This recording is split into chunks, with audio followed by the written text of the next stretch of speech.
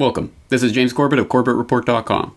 And this is James Evan Pilato of MediaMonarchy.com, and we both welcome you back to the New World next week. We're glad you are back joining us. We were off last week. James was traveling the world doing amazing work in Malaysia, but we're back here, and it is the New World next week, and of course you can find all the information at newworldnextweek.com. James, let's begin by taking a look at the political turmoil going on in Egypt. And we'll begin from the Christian Science Monitor, Egypt's political turmoil, dimming chances of a democratic transition. Remember when there was so-called Egypt transition process, an orderly series of democratic steps to set the country on a better path than the one it left behind? It went like this: a short period of military rule to be followed by parliamentary and presidential elections, a drafting of a new constitution, and a referendum to ratify it. Well, the notion of an orderly process has been in question for some time. Military rule lasted far longer than promised. The promised new parliament has still not arrived, and Egypt is in many ways more tumultuous today than it was in the heady days of January and February 2011, when millions threw off their fears of the police state and pushed Hosni Mubarak out of power. And events of the past few days have seemed to have settled it. Egypt's process is now an ad hoc, chaotic mess, and the prospects for a democratic order emerging from this still rolling transition have dimmed substantially. To see that, all you had to do was look at the rowdy hundreds of thousands who took to the streets of Cairo and other Egyptian cities, in some places sacking the local offices of the Muslim Brotherhood, the Islamist movement that propelled President Mohamed Morsi to power earlier this year. And I had tweeted out, James, at Media Monarchy a couple of days ago from the Wall Street Journal, Morsi tries to calm Egypt after his edict, essentially saying, oh, these new powers are just temporary. And I said, oh, that's what all you power-mad dictators tell all the plebes. It's just temporary, right, James? Of course, exactly. So my hat's off to the people of Egypt for not sitting down and taking this, and for actually continuing the process of revolution, because it's a point I've made on my podcast before, is that what revolution really happened in Egypt if the military dictatorship continues, and or if Morsi or whoever takes power just assumes all these dictatorial powers. No revolution really happened at all. So it is good to see people continuing to stick to this and continuing through with what has to be basically holding whatever self-proclaimed leader comes to power, holding their feet to the fire and making sure that they don't follow through with this and continue with Mubarak's ways under a different guise. And it's good to see they're doing things like sacking Muslim Brotherhood offices, etc., and really seeming to stick to their guns on this. So I think I was highly skeptical about what the revolution against Mubarak really meant, but if they continue along with this and hopefully actually get this new constitution into place and in a form that actually does offer some real change for the Egyptians, then it will have accomplished something. So I think this is actually a hopeful sign, and hopefully we won't see just another crackdown and the Egyptians with their tails back between their legs just taking it. So again, it's hopeful, it's positive. We'll see what develops.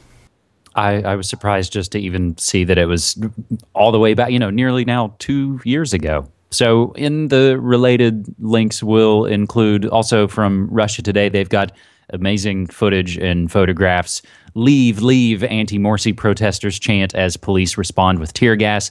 200,000 Egyptians protest as Pharaoh Morsi digs heels in over power grab. So you can see even, the language using things like Pharaoh. It's like this goes back a long way, and of course reverberates to our very present day, James. Our second story, we will move to our good friend Michael Vale of StratRisks.com has an article, and it's been a while since we've heard from these guys. It's again, the faces may change here in the States, but of course the power structure behind those faces doesn't really change. But we haven't heard from our good friends at Blackwater in a while. Blackwater founder Erik seeks Asian investors for South Sudan defense projects. A former leading U.S. defense contractor has selected South Sudan as his next market. Erik has begun investing to enhance the defense of the new Republic of South Sudan, which seceded from Sudan in July 2011. Prince, the founder of Blackwater, said he regards South Sudan as part of an emerging market in Africa. Erik Prince said, quote, "We are the search radar for Asian investors in Africa." Africa is so far the most unexplored part of the world, and I think China has seen a lot of promise in Africa, Prince said. In an interview with the South China Morning Post, Prince said that his new company, Frontier Resource Group, FRG, was seeking Asian investors. Earlier this month, Prince arrived in Hong Kong for meetings with potential Chinese investors and partners. In 2012, Beijing said it would provide $20 billion in loans to Africa by 2015. But the problem is, if you go alone, you bear the country risk on your own, Prince said. You have to get support and maintenance there. In 2012, the United States issued a regulation that allowed defense and security exports to South Sudan. Industry sources said Juba was discussing the procurement of air defense and artillery systems with unnamed U.S. contractors. Prince, this is the point to kind of get to, I think, James, now based in the United Arab Emirates, said FRG, again, the Frontier Resource Group, which raised at least $100 million for projects in Africa, could help protect energy assets in South Sudan. So, James, this was something I think we have discussed recently. You can kind of see major corporations. They may seem as though they're rah-rah pro-American, but they're rah-rah power and money. And they see which way the winds blow. And folks like Erik Prince knew that the reactionary right-wing Bush regime wouldn't go on forever, and that they would have to shift and move. They're still doing the same thing, but they ultimately go, oh, well, okay, maybe the American military empire isn't where I want to put all my eggs. I'm going to hop over to this other hot bastion. So, guys like Erik Prince, who I believe are also, of course, fundamentalist, Christians and reactionary, they don't care about America. They'll leave at the drop of a dime to go to somewhere else to where they can keep rolling the power game. Well, that's exactly right, but I'm not sure if Erik Prince is vastly misreading the situation or if I am, because it seems really bizarre to me that he's going to China to get funds for the defense of South Sudan, because my take on it is that South Sudan was really created as a response to China's presence in Africa and its close relations to the Sudanese government. And people might remember 5 or 6 years ago, back when Darfur was the big cause celeb, literally, with George Clooney and all those people lining up to shed crocodile tears over what was happening there. What that was really about and why it was a big deal is because of the vast Sudanese oil reserves, which happen to be right there in that Darfur area. And when South Sudan was created and created as a U.S. client puppet state, a U.S.-Israeli client puppet state in the region, it was seen to be, by most analysts, I think, to be that response, the way that America could get its foot in the door of those Sudanese oil reserves, even as China was cozying up to the Sudanese government. So it's bizarre to me that he'd be going to China to get money for South Sudan, because it seems to me that South Sudan was the exact opposite side of where China is. So I don't know if there's something else going on here, or if this is some kind of, I don't know, racketeering thing that he's doing. I don't know, but at any rate, it's interesting to watch this development. And you're exactly right. The chess pieces don't care, whether it's Team America or Team China or who it is, as long as the money's coming in the door. And that's exactly what we have to expect in coming decades as U.S. unipolar power starts to wane into global multipolar universe. I think we'll see more of this from a lot of different corporations that people have thought of as American in the past. Mm-hmm. Very much so. Very much so. So I guess our third story, and again, we'll actually include related links and a flashback, James, to your own coverage back in July of 2011 when Sudan, or rather South Sudan, split and became their own nation. All of that will be provided, and again, I always have to fit in at some point. Follow the links. Don't take our word for anything. Go do more research for yourself, and again, we'll try and lay out a little bit of the path for you.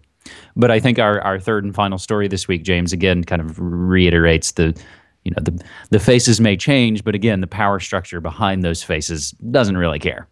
Just a handful of hours ago from allgov.com, Obama team made attempt to solidify drone policy in the event of a Romney win. Months before the election, President Barack Obama, or Barry Soetoro, whatever you'd like to call him, his national security team began formulating a standing policy and protocol for when drones should be used to attack terrorists and others in case Mitt Romney won the presidency. The White House wanted to ensure there were distinct procedures and standards in place for Romney, so there would be little guessing for how and when to carry out such strikes. Quote, "There was concern that the levers might no longer be in our hands," said a White House official, speaking on condition of anonymity. Mr. Obama did not want to leave an amorphous program to his successor. Obama ordered the writing of a formal rule book for drone strikes, according to the New York Times, last summer when he couldn't be certain of winning re-election. Now that Obama has secured his second term in office, the process of institutionalizing the drone attacks will continue, but at a slower pace. Within the administration, there are disagreements over how often drones should be utilized. The Department of Defense and Central Intelligence Agency favor greater latitude to carry out strikes, wrote Scott Shane in the New York Times, while the Department of Justice and the State Department, as well as the President's counterterrorism advisor, John Brennan, prefer more restraint. The first such targeted killings by the U.S. took place in 2002. Since Obama first took office, there have been more than 300 drone strikes that have caused the death of about 2,500 people. The New York Times and the American Civil Liberties Union have filed lawsuits seeking release of the secret legal opinions that serve as the justification for these operations, which remain officially classified. James, there's any number of parts and angles that we could start to pick apart.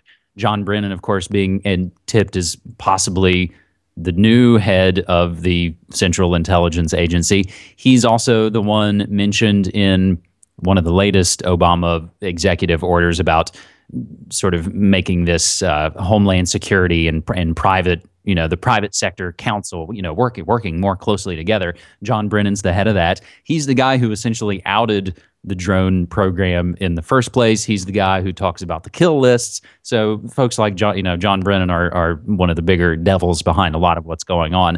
I find it interesting that it's talking about the DOD and the CIA versus the DOJ and the State Department. Again, all just fundamentally corrupt, organizations to the bone. And so when we see them fighting against each other, that should, I think, kind of make us all nervous.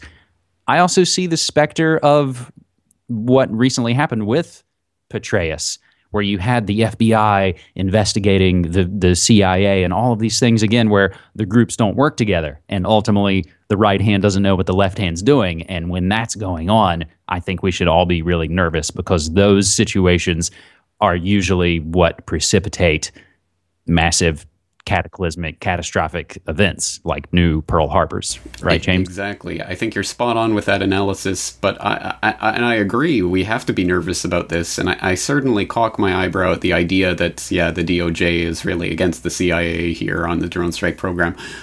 My reading on this is that, yes, there are differences, and we have to understand that the government is not one monolithic agency. There's lots of different departments and lots of different people with different agendas working in different ways. But at the same time, I think this is really just putting it into that type of dialectic where we're going to see, oh, yes, the CIA is arguing for this full-blown total strike program and blah, blah, blah. But the cooler heads like John Brennan are arguing we should only have targeted assassination and blah, blah, blah. And it's going to take the option of getting rid of this drone program completely off the table. It'll be the argument between what type of drone strikes, what type of assassinations, what type of illegal extrajudicial killings we want to have. And on that note, of course, we see the hardwiring into policy of the presidential kill list, and they're expanding that out. I can't remember what the latest term is, the disposition matrix or whatever they're calling it now, and they're trying to come up with all these policies. So we are seeing the hardwiring of all of this. Absolutely, 10 years ago, all of this would have been unthinkable, and now it's just plain mundane reality. So this is how it works. This is how it functions. And exactly right, no matter whether Obama or Romney won the presidency, it would have continued in one form or another. So we have to be aware of this. We have to be wary of people like John Brennan, who is supposedly going to be the cooler head and who may be the next director of the CIA. Who knows? So there's a lot going on under the surface here, and people have to continue their resistance to this policy, even as it becomes hardwired into formality. And I would say, James, we'd have to kind of dig back through the archives to kind of track all of the stories that we've covered here on New World Next Week. But I think we've done it, and I believe we've pointed it out too, that over the last probably now year and a half, we've pretty much documented the complete normalizing of drones, at least in the Western world, where again, they've been able to change the discussion of should we even be doing this to, well, how many should we have? Should they be armed? Or, that becomes the debate. I think it's also interesting, James, the question of with Petraeus and Obama and that whole story as an almost sort of 7 days in May scenario, folks, if you remember that book and film, where this could have been actually some sort of military coup style operation. And there's been recent memos of Obama essentially saying to all these generals and staff, don't F with me. So I think there's aside from the soap opera of it, there's fascinating and dangerous and scary things going on. One last thing I'll note, James, on the drones as we wrap up this episode of New World Next Week.